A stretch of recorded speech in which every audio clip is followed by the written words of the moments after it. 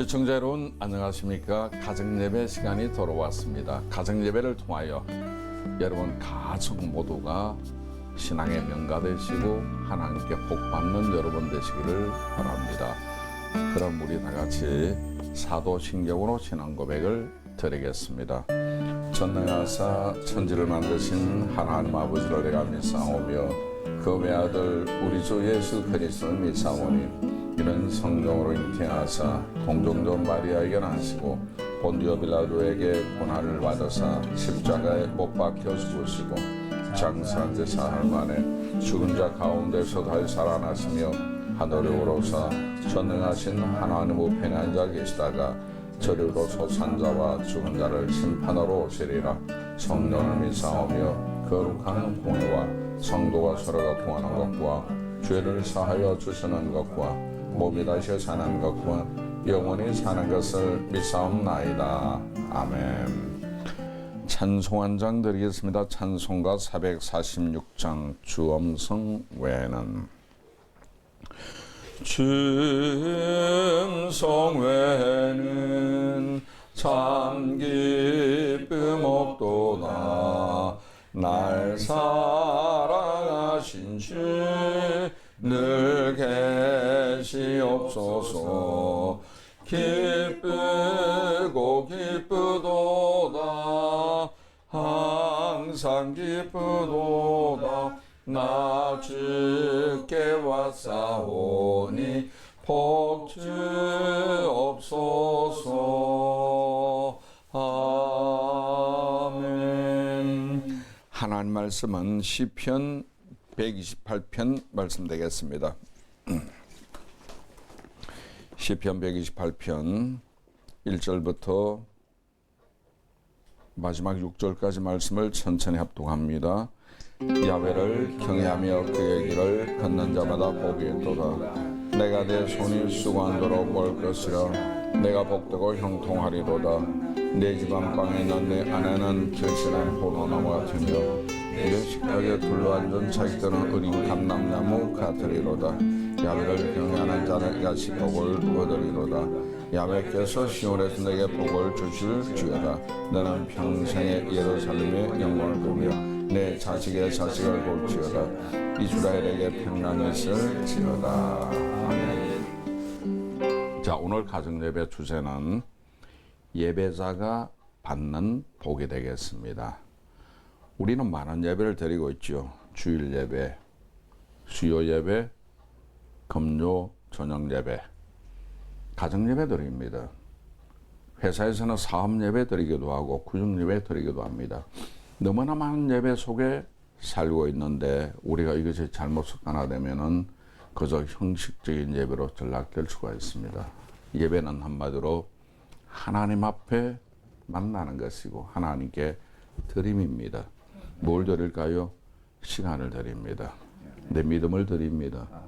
정성 드리고 그리고 물질도 드리고 하나님께 받고자 하는 사람이 있습니다만 받는 것은 잘못은 아닙니다. 그러나 드림이 우선입니다. 하나님께 드리면 주님은 우리에게 주시기를 은혜 주시고 축복 주시고 건강 주시고 생명을 더하여 줍니다. 예배라고 하는 것은 구약시대 제사와 같이 하나님께 나아가 복받는 것이죠. 단지 구약의 제사행위는 신약에서 믿음의 예배로 바뀐 것이고 구약의 제물은 신약의 예물로 그리고 구약의 짐승의 피는 우리 구주 예수 그리스도의 십자가 보혈로 바뀌었을 뿐입니다.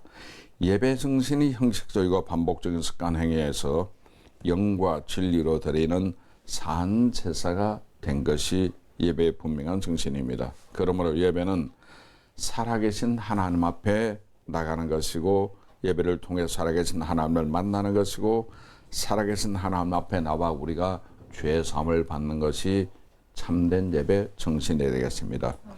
그럼 첫 번째, 예배자는 영적인 복을 받는다는 것을 항상 인식하고 하나님께 나오시기를 바랍니다. 야훼를 경외하며 그의 길을 걷는 자마다 복이 있도다라고 1절에 말하고 있죠. 하나님께 우리가 복받기 위해서는 먼저 하나님과 막힌 게 없어야 합니다. 뚫려야 합니다. 영이 뚫리고 생활이 뚫리고 말씀이 뚫리고 귀가 열려져야 합니다. 이것은 예배를 통해서만이 가능한 일이죠. 왜냐하면 예배를 통해 하나님께 나아가 하나님 말씀 듣게 되면은 성령님이 역사하셔서 우리의 심령의 문을 열어서 하나님 말씀을 믿게 합니다. 하나님 말씀 들으면 영의 문이 열리게 되고 결국 내 영에 하나님의 영은 성령이 충만하게 임하여 주셔서 하나님과 나 사이의 교제가 이루어지게 해주시는 것입니다. 그런 다음에 하나님께서는 하늘문을 여셔서 각종 신령한 은사와 은혜와 축복을 부어주시는 것입니다. 그러므로 예배는 참 중요합니다. 우리 신앙생활에서 예배만큼 귀한 것이 없습니다. 이번에 코로나 사태 때문에 감염병이 확산되니까 정부에서는 예배를 조금 자제해달라는 의미에서 인원을 줄이기도 했죠. 많은 교회는 반발할 수밖에 없는 겁니다. 왜냐하면 예배가 교회의 생명이기 때문에 예배는 우리가 하나님만 만나는 것인데 예배를 중지하게 되면 하나님께 나가는 길이 막히게 되는 것입니다. 물론 가정에서 예배를 드릴 수가 있죠. 개인적으로 예배를 드릴 수가 있지만 그러나 교회에서 드리는 주일 예배, 공적 예배이기 때문에 너무나 중요한 것입니다. 이처럼 우리는 예배 속에서 하나님 만나고 하나님과 관계를 회복할 수가 있는 겁니다. 예배 통해서 은혜 받게 되면 내 영이 변화되시오. 하나님의 영은 성령으로 충만하게 되고 성령 충만하면 우리는 하나님의 뜻대로 살아가게 됩니다. 이것이 바로 예배가 주는 영적인 축복이라 할 수가 있겠습니다. 이전에는 어땠나요? 내 마음대로, 내 기분대로, 내 소견대로 살아왔습니다. 교회 다니지만 내 뜻을 하나님 뜻보다 더 중요하게 생각할 때가 많았습니다. 오히려 내 뜻에 하나님의 뜻을 억지로 맞추려고 하기로 했습니다.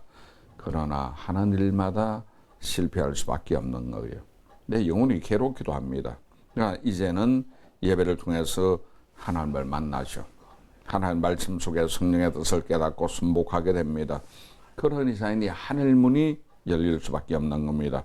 영적인 복이 임하는 것입니다. 주의 영으로 충만하게 됩니다.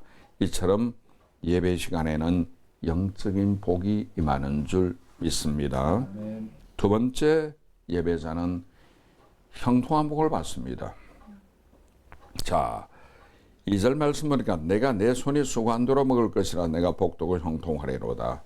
내 손이 수고하는데 수입이 없든지 먹을 게 없으면 얼마나 힘들겠습니까? 굉장히 애를 많이 쓰는데 대가가 없어. 성공이 없어. 실패해. 곤란한 거예요.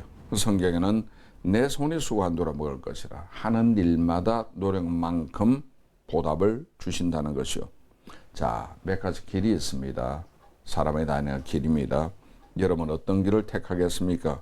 우선 앞뒤가 극심한 고통량으로 앞뒤 꽁꽁 막힌 길. 그 다음은 길은 있지만 가고 보니 막다른 길.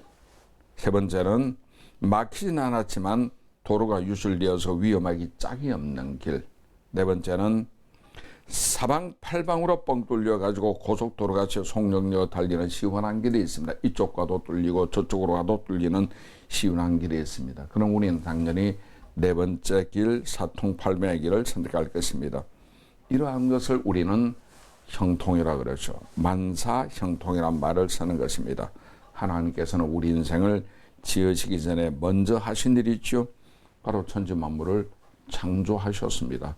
에덴 농산을 만드셨습니다. 그러니까 마지막에 우리 인간을 만드신 다음에 관리하도록 하나님께서 복을 주셨습니다. 그 하나님은 그리스도 안에서 우리의 아빠, 아버지가 되시는 하나님이십니다. 그러면 하나님께서 날 지으신 후에 제일 먼저 주신 말씀은 축복이었어요. 창세기 1장 27절 28절 보니까 하나님이 자기 형상 곧 하나님의 형상대로 사람을 창조하시되 남자와 여자를 창조하시고 하나님이 그들에게 복을 주시며 하나님이 그들에게 이르시되 생육하고 번성하여 땅에 충만하라 땅을 정복하라 바다의 물고기와 하늘의 새와 땅에 움직이는 모든 생물을 다스리라 하시니라.